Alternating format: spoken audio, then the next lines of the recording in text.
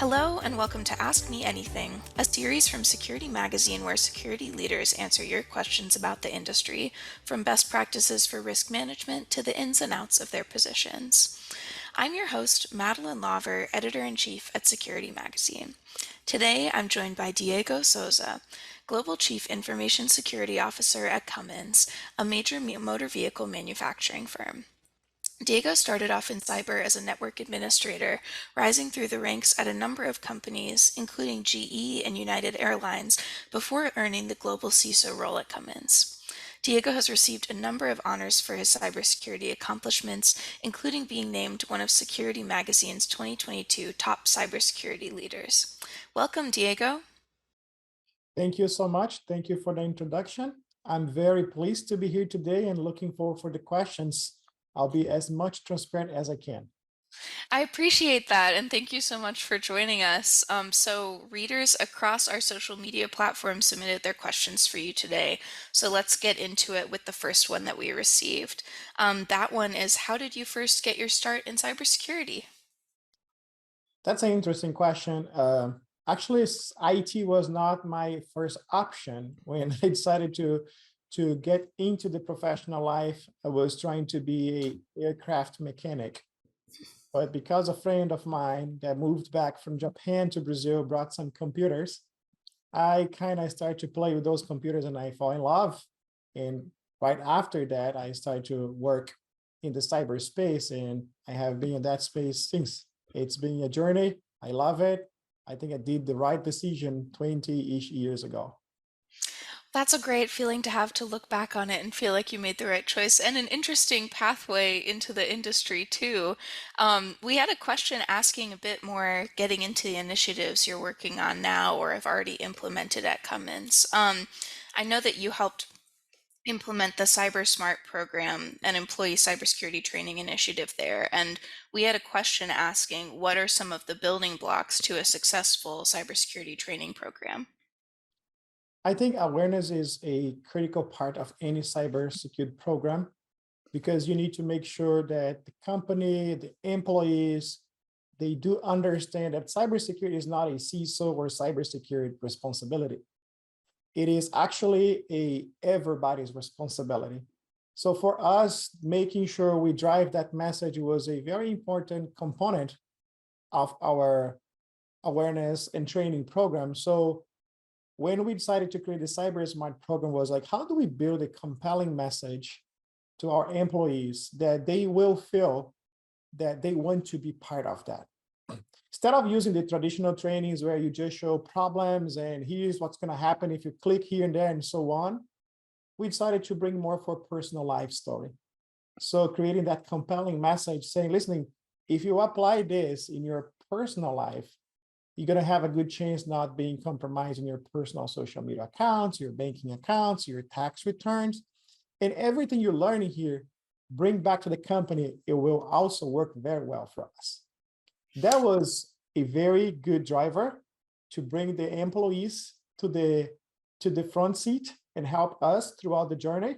And on top of that is providing enough materials to leaders, to supervisors that they can also use to communicate with their employees when they have their team meetings or things like that. And a traditional phishing training, which in the past used to be once every quarter. Now we do every single month for the entire organization. We change the level, but the message behind every phishing testing we do is we work to educate and help our employees to understand threats and help us to protect the organization. I think the combination of those messages, those blocks, right, was very important to be very successful in the Cyber Smart program so far. That is really interesting, that multi-layered approach, as well as the personalization aspect. Speaking of like hardening cybersecurity posture, somebody asked a more general question, what are some of the top cyber threats to organizations today? That's a very interesting question. And I believe the cyber threats are changing every single day because every day we see new types of threats, surging new technologies, which creates new level of threats, like generative AI is one of the newest threats for most of organizations. Uh, if I look into my organization specifically, into the sector that my company is part, definitely OT security is one of the top priorities. We know the cyber attackers are shifting from disclosure to disruption, right? There are so many data out there available. So if data get exfiltrated, unless it's intellectual property or something very specific, most of the people's data is available on somewhere, right? So what is happening? Attackers are shifting for disruption. So because they know operation technology tends to lag behind from a update, upgrade, protection. So we have seen a growing number of attacks, ransomware, right, going after those type of environment. And for me, this is one of the top challenge for the industrial sector today, is to ensure operation technology manufacturing is protected against those type of attacks. That disruption piece is really interesting, and you brought up generative AI in your answer. We had another reader question asking, how do you then see AI affecting enterprise cybersecurity? I think we need to look at both angles, right? So we know that cyber attackers, they will use AI to try to bypass secure control. So we also need to leverage AI to protect us against those threats. I think the technology is great, to be honest with you. I think the generative AI or any type of AI is great. It helps us to automate, to see things that we cannot see on a day-to-day basis with hands-on work, right? Manual work, people looking at that. So I think AI will help us to fill the gap that we have in terms of capacity of teams to execute the work, because we have an issue on the demand for cybersecurity professionals today. AI can help us on that space, driving automation, orchestration, and also using this behavioral kind of AI approach of looking in a macro level, not only on specific technology, but looking at the entire environment and see what's going on there and correlate automatically and create alerts that then the SOC team, the incident response team can go and act after that incident or that alert they have seen. It's interesting to hear like potential applications for that on so many levels. Thank you for going into that. We got another reader question asking, how can you get visibility or better visibility into an organization's cyber assets? I call the threat surface landscape. So it's very important to you to understand what is the risks that pose against your organization. And one of the ways of doing that is knowing your assets. I know asset management is a challenge. It's being on the books every single day. People talks about how hard it is to have a clear asset management piece in an organization, but I'd say it's a foundation. If you don't know your assets, you don't know what you have to protect, and you don't know the risk your organization faces. So it's very important to work alongside with the IT organization to map your assets, not only the asset itself, but what is the type of data? What is the risk level of that asset? And then based on that, on your threat surface landscape kind of approach, you're going to say, okay, this is the assets that presents more risk to my organization. Therefore, I'm going to prioritize in protecting to defend from cyber attacks. That risk-based protection piece is a really interesting point, and how that is then the role of the cybersecurity team versus IT. We had a question asking kind of a more career-related question. Someone asked, how has the role of the CISO shifted over the past few years? I would say it's a continuous shifting. Mm. We have seen the cyber organization and specifically the CISO role shifting from that very technical person that was like handling cybersecurity technical capacity, looking into how to protect through technology, to a CISO nowadays that really needs to understand business.